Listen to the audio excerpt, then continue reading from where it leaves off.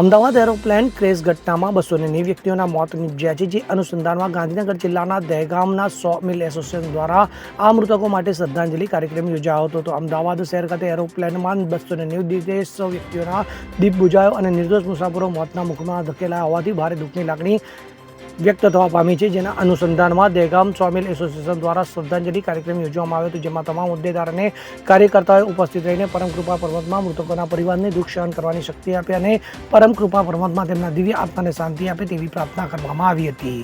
અગરસિંહ ચૌહાણ સાથે CN24 news, Harsoli, Dehgam. હવે જુઓ દેશ દુનિયાની તમામ ખબરો તમારી આંગળીના ટેરવે.